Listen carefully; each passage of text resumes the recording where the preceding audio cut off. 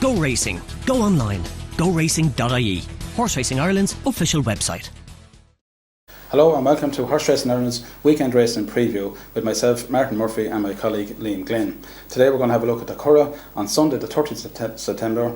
The feature race here is the Judmonte Birchford Stakes Group 2. The ground at the moment is soft to heavy in places on the straight course. Now there is some rain forecast Saturday night, so it could be quite testing by Sunday. The first of 8 races is off at 2:10.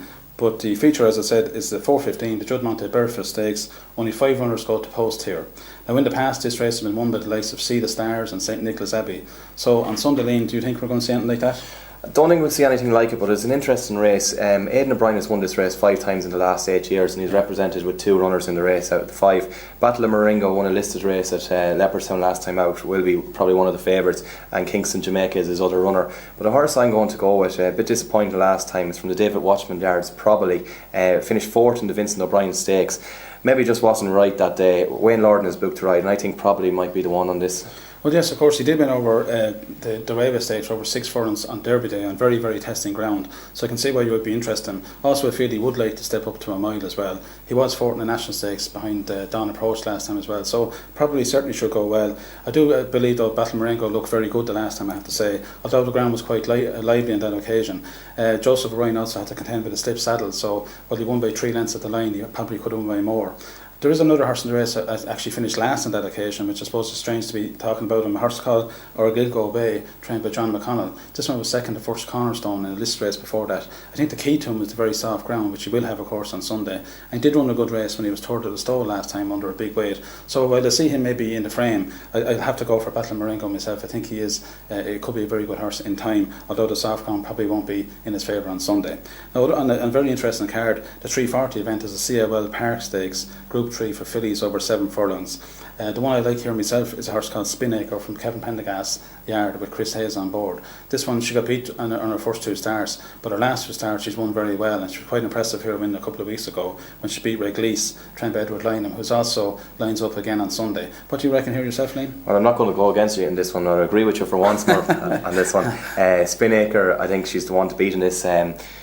She won her maiden in Roscommon by 10 lengths. She absolutely bolted up, nothing could get near her, and then she went on and won the listed Flametara's EBF Stakes last time out at the Curragh. Yeah. She seems to be a filly that's improving, and the informed Chris Hayes, he's riding out of the skin. I think he'll be very hard. Should be very hard to beat. Yeah, as a daughter of Verglas, she certainly likes soft ground as well. Of course, this race, there's a bit of Migler form come to the table here as well, with Magical Dream, who was 4th on that occasion in the Migler, and Starbright, another one for Kevin McGass, who actually was 5th on that occasion. So could be an interesting race, but I agree, I think Spinacre is just the one on Sunday.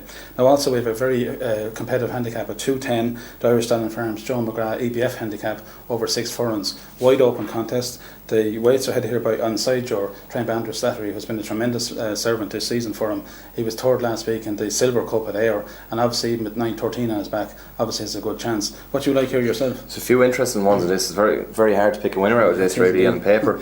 Pat Flynn is represented by 2, Measured Approval, who won last time out, won his last 2 starts actually, and Top of D, the recent Laytown winner. That's right. Top of D is nicely drawn as well, so I think Top of D might be the one to beat in this. But another one to keep an eye on in this is Two Fun Express, very low on the weight. Yeah. Wasn't beaten, although he finished down the field, wasn't beaten much the last time, and Aidan McGuinness likes the Curragh and he knows how to get a horse right for these 6 furlong sprints.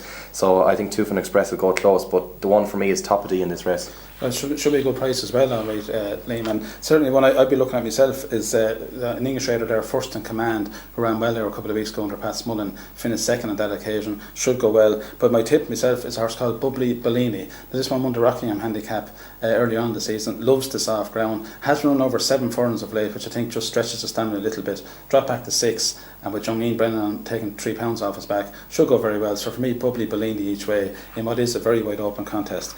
And the remainder of the card, Liam, there's a couple of other good races there. What would you like? Yeah, there's just one horse that stood out really well for me the last couple of runs.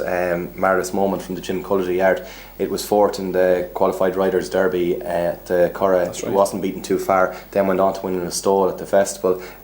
Stephen Gray is riding in this apprentice. He's a great little apprentice, and I think this is the one to beat Marvelous Moment. Yeah, obviously a strong contest, strong claims on his form. The only slight worry I have about Marvelous Moment is coming back to a mile and a quarter after running over a mile and 6 and running well over a mile and a half. But the ground likely to be testing on Sunday, I suppose the mile and a quarter should be no problem for him. The one I do like in that race actually is Silver Shuffle, the top one. Should run well, but I accept that Marlowe's Moment has a very big chance there. In other races myself, I like Salhuda, trained by Dermot Weld in the very first race, the 2:10. This one ran well, went second at Killarney, our first run.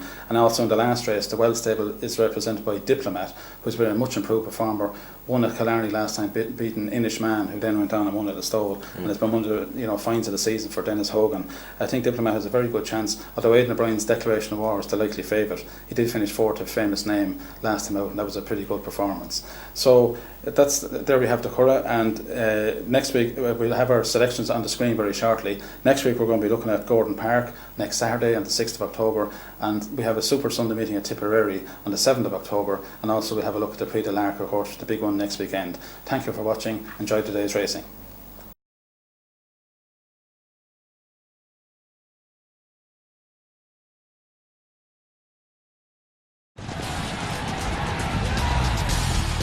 Go racing. Go online. GoRacing.ie. Horse Racing Ireland's official website.